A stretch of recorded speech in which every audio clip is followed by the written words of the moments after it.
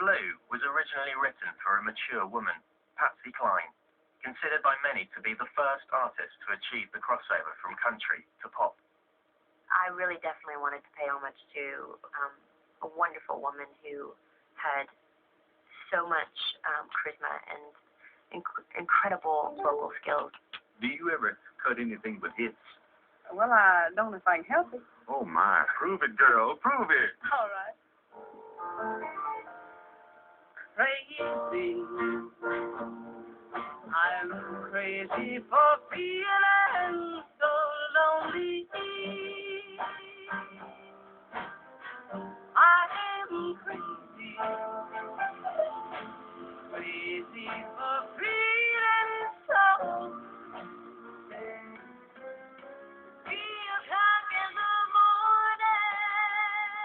Cline died in a plane crash before she could record Blue. The song was shelved for 30 years until its writer heard LeAnn's voice and offered it to her despite her age. And Blue wasn't just a country music hit. When the annual Grammy Awards came round, LeAnn found herself nominated for Best Female Vocalist and the ultimate accolade, Best New Artist.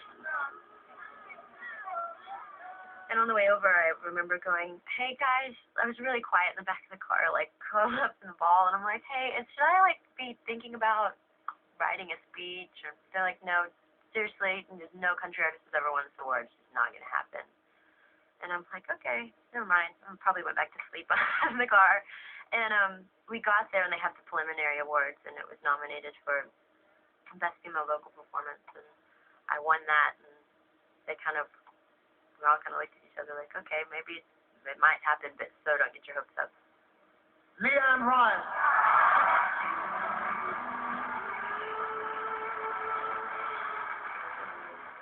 When it happened, I pretty much lost it. Oh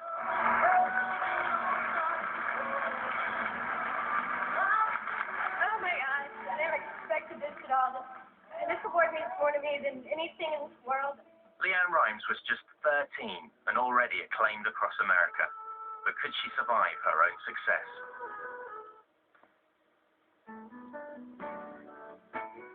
It was this song which made LeAnn Rimes a worldwide success. How Do I Live spent over a year in the top 40. The album went platinum in record time. How do I get through a night without you? If I had to live without you, what kind of life would that be? Oh, I need you in my arms, need you to hold. You're my world, my heart, my soul. If you ever leave, baby, you would take away everything good in my life. How Do I Live is one of those rare songs that just blasts a career into just a whole nother galaxy.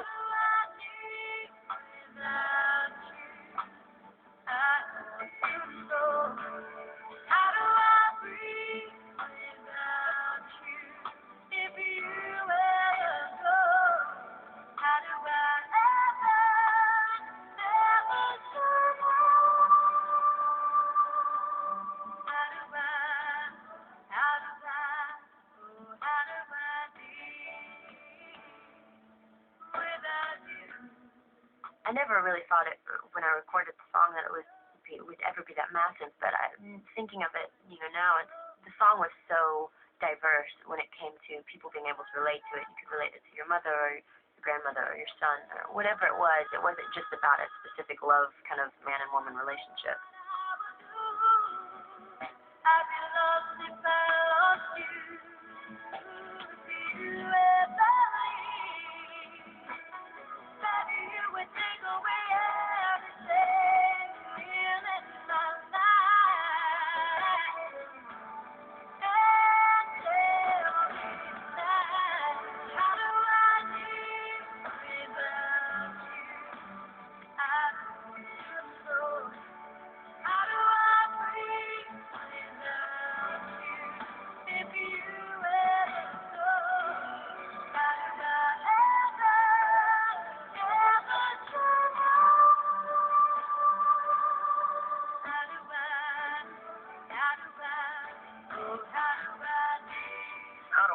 was a very lucky break for LeAnn. The song was originally recorded by LeAnn for the feature film Con Air, but the film's producer decided he wanted an established country star and re-recorded it with Trisha Yearwood.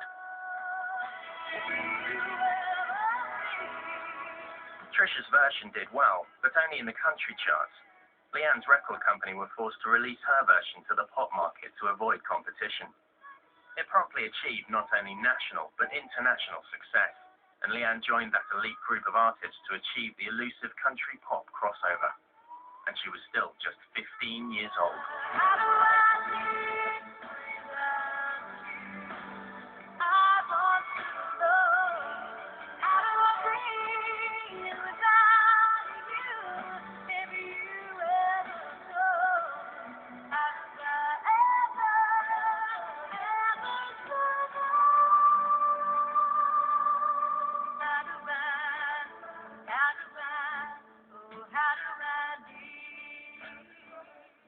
I never really thought my music would touch people outside of the States, and never thought that worldwide as a child. And it just kind of opened my mind up to what was actually going on with my music and my career, and that people outside of the States were really learning about who I was. LeAnn was now an international megastar. But in the States, she was already a country success story. Video followed video, hit followed hit.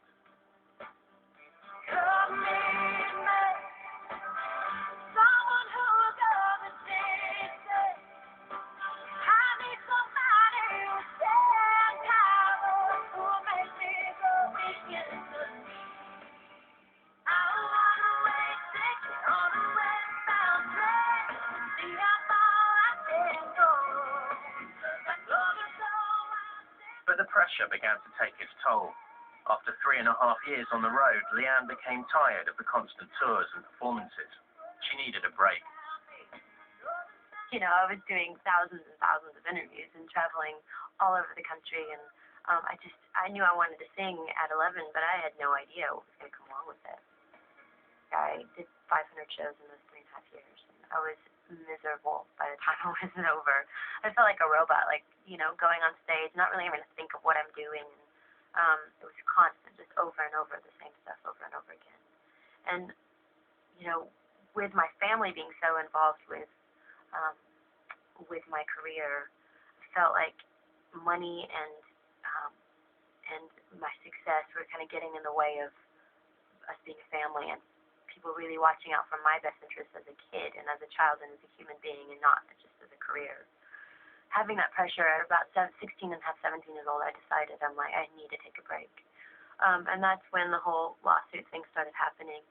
When LeAnn took stock of her career, she found that her manager and producer, her father, Wilbur Rhymes, was taking a huge cut of her earnings. LeAnn sued him for $7 million and also took her record company to court.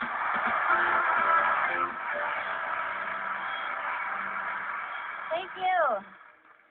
And welcome to the 36th Annual Academy of Country Music Awards. It became a very public dispute, with LeAnn even using her invitation to host the Country Music Awards to get her point home. I'll turn on my humor and squash all the rumors, though the label has all of my dough. Herb Records. Tonight I won't bother to think of my father, so let's have one heck of a show.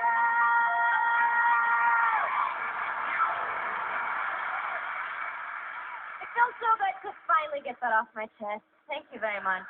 Lately I've been around so many lawyers, I was afraid my next appearance might be on court TV. Okay.